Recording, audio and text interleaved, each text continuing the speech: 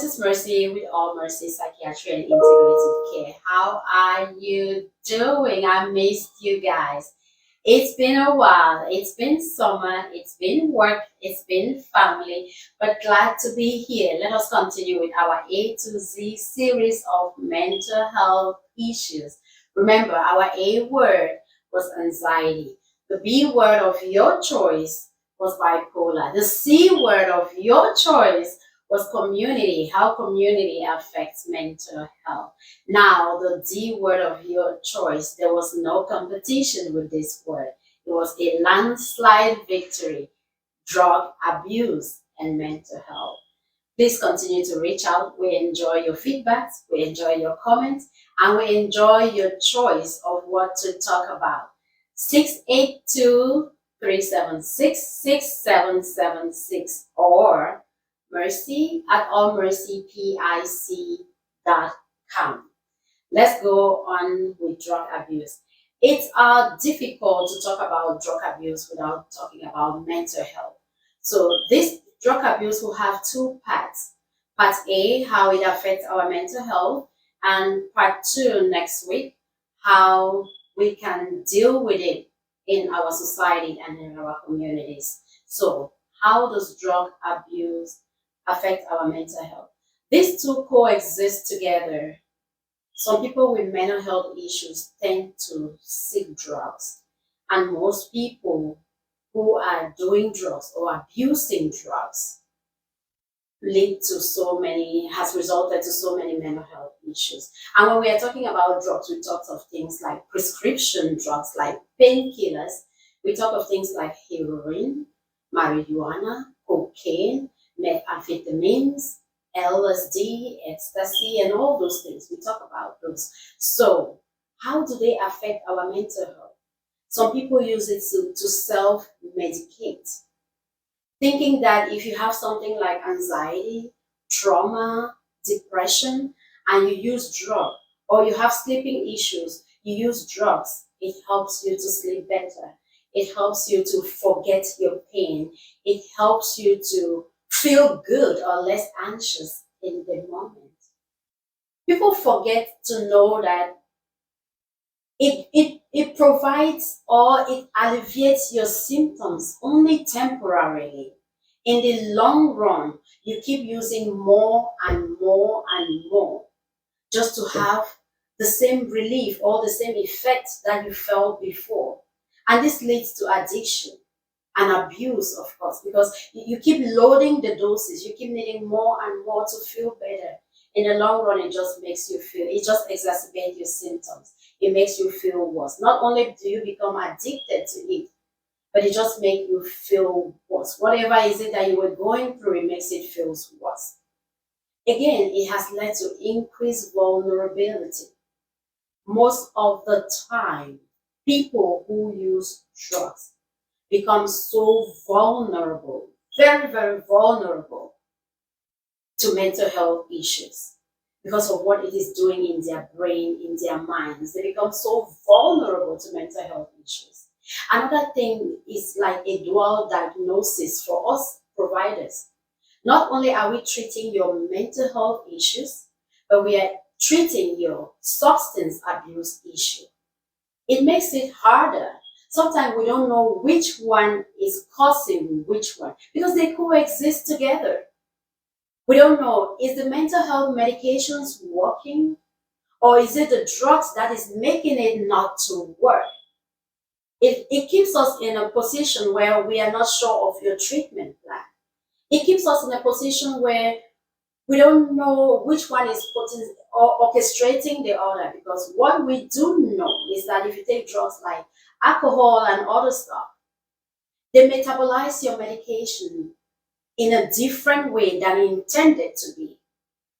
You may be taking a prescribed dosage of something. When mixed with drugs, we don't know how to treat you sometimes or what to do to make you feel better.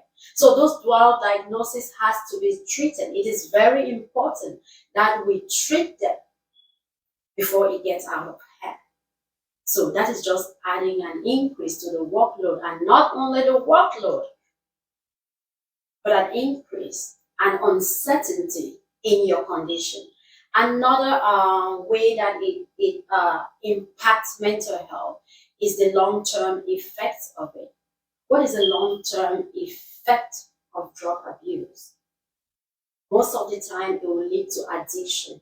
Most of the time, it will lead to financial difficulties, emotional instability, even environmental instability.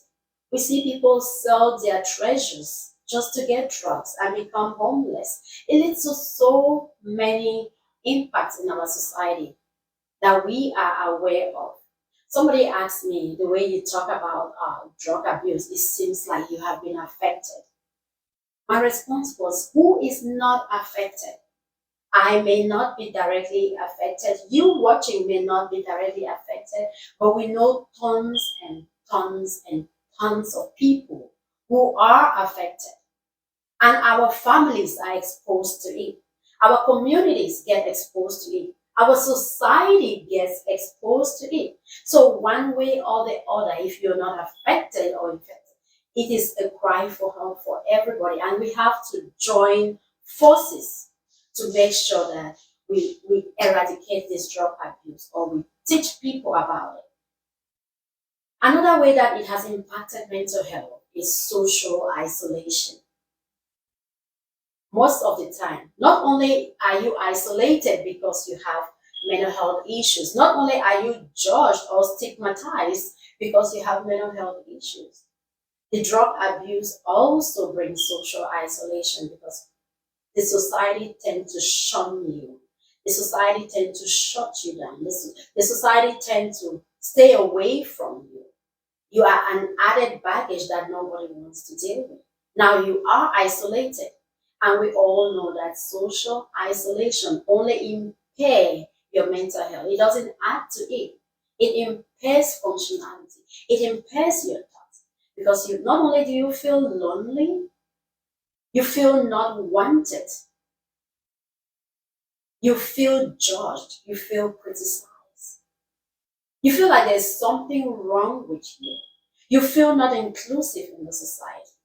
And what do people do when they feel that way? They become very anxious because they are very uncertain of what is the next step. They become very depressed, and their mood is also impaired. Another way that it impacts mental health is withdrawal symptoms.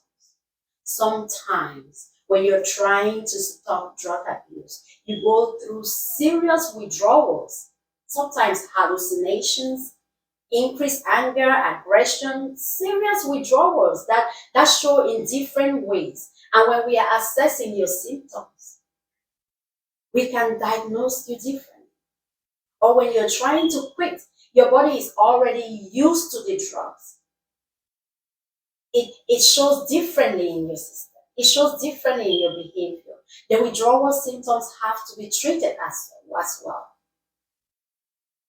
So it poses another risk. Some people just going through withdrawal have been admitted in the hospital to be monitored. And that's why sometimes it is good to wean off your medications instead of just stopping it abruptly. It is good to be monitored under those circumstances for a safe and professional way to stop medication or to stop drugs entirely. Because sometimes the withdrawal effects have been known to even be worse than when you're taking the medications.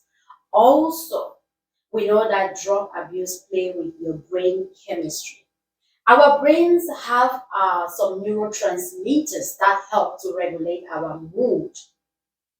Now, when you take drugs, they have an impact in those neurotransmitters. Of course, if they are impacting or affecting those neurotransmitters, of course it will affect your mood. It will affect how you're feeling. It will affect how you're reasoning. It affects how you're seeing things. You become different in the society. That's why most of the time, not all the time, most of the time, if you see drug abuse users, you can easily tell because there's something different. There's something different about it. There's something different about it. You can easily tell. And not only that, like I said earlier, it poses a lot of treatment challenges when you're a drug abuse user.